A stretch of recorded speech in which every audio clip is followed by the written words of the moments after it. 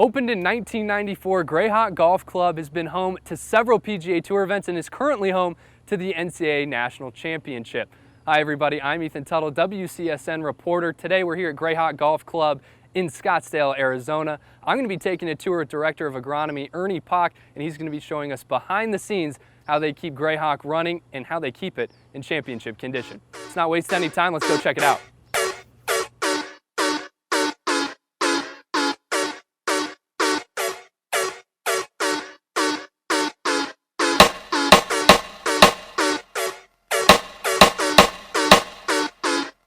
Ernie, thanks for taking the time today. Pleasure, my pleasure. Right now we're on the Talon golf course. It looks gorgeous right now, Ernie, but we were just over at the Raptor course earlier. What's the process over there taking place right now? We're just finishing up our overseed practices. That's the changing out of the Bermuda grass, summer grass, back to the winter ryegrass that we play off of all winter long. And today, Ernie and I are going to be just kind of going around, checking out all the daily operations here at Grayhawk and what makes this course so special and how they really keep it at championship condition. With an overseed process happening on the Raptor course, I decided to hitch a ride with Ernie to take a look at the Fairway process happening on Talon. So Ernie and I are here on 18 at Talon. You can see behind us there's a bit of trimming going on in the fairway. Ernie, what's the importance of the cutting of the fairway? You know, with golf, it's all about consistency. So we make cutting fairways very consistent. We normally mow fairways about every other day. Very important process is to not take more than a third of the plant off at a cutting. And so that's why we try to cut frequently.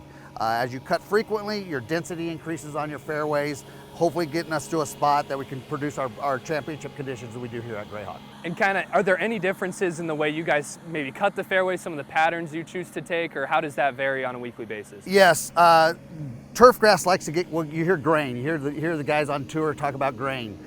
We change our directions on cutting on a daily basis.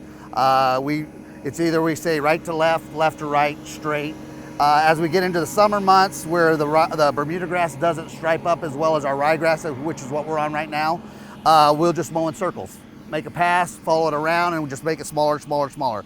But through the winter months, when we're trying to create the product we're trying to create for our guests coming into town, it's always striping. And let's say like today's Thursday, Saturday when he cuts this again, he's going to cut on the same line as he did the day before. So we call that burning in the lines. After looking over the fairways, Ernie took me to one of Grayhawk's most infamous holes to eye down one of the scariest looking shots on the entire course. All right, I'm here on the Talon course. We're on hole 17, Devil's Drink. Why is it called Devil's Drink? Because water completely surrounds this 17th green, making it an absolute challenge for anybody who steps on the tee trying to put it close to the pin. All right, Ernie, we're here on 17. I was talking a little bit earlier about how tough it is to hit this green. There's so much water surrounding it, a little bit dangerous. What's your favorite part about this hole, though? Depending on where the pin location is, changes the way you have to play the golf hole. Anything on this right side, you barely push the ball a little bit right of your target, it's gonna run out of green pretty quickly and into the water. As we use the front part of these pins up here in the front part of the green, as the greens get faster, as we get further into the season, you got to control your spin. So you have a wedge in your hand, but depending on how you hit your shot, you're gonna have to be careful with it. With the sun still burning hot in the desert heat, we decided to drive over to Swinging Bridge. It's a hole at Grayhawk with a gorgeous view from a suspended bridge.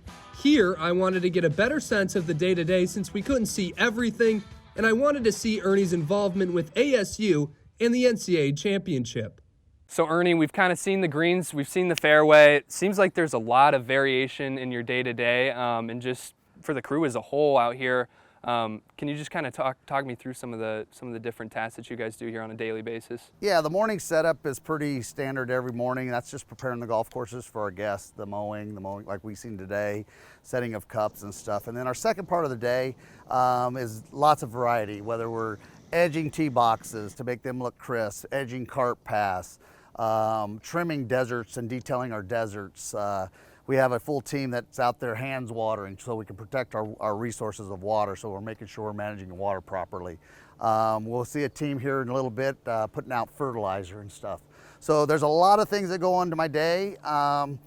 You know, those are probably the easy things. The hard things are managing people, and everybody's got a little bit different way of thinking they're doing things, and I run the ship and trying to get them to do exactly kind of what my, I would say my vision of preparing the golf course is. And you talked a bit about the Sun Devils. Kind of just tell me a little bit more about your relationship with them, and then how often are they out here in lead up to that national championship? So I've known Missy for a long time. So Missy's really involved with me. I probably played 2 to 3 rounds with the team discussing the agronomic side of the golf course, to look at it differently on the way that the grass shades are changing in the afternoons and the way that maybe they could regrain a little bit better. And we talk about the valley break that you hear so much of in desert golf up here in this area. Matt with the boys team, you know, when we were starting to prepare for the tournament and adding bunkers and tee boxes for length and stuff, Matt was very instrumental on where we thought we needed to be. You know, we had his players coming out and just bombing driver. Hit it as far as you can so that we have an idea where these bunkers need to be placed. All right, well, that's really interesting. So the Sun Devils kind of even coming in, helping you guys out a little bit in preparation for the tournament, and then you just kind of flip the script on them and challenge them for the actual championship. That's really cool.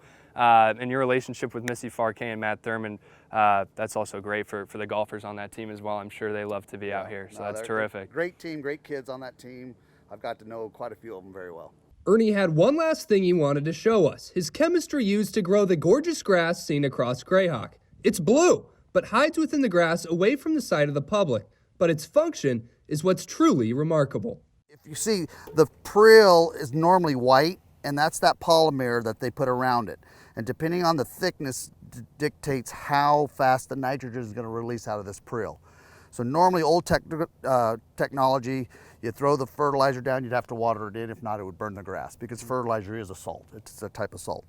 So now they were able to just throw it, you know, and it goes away in the turf. Our guests don't really see it. And in about 7 days, that'll get enough moisture through the polymer and it'll start releasing nitrogen, and we get about 8 weeks control on nitrogen release.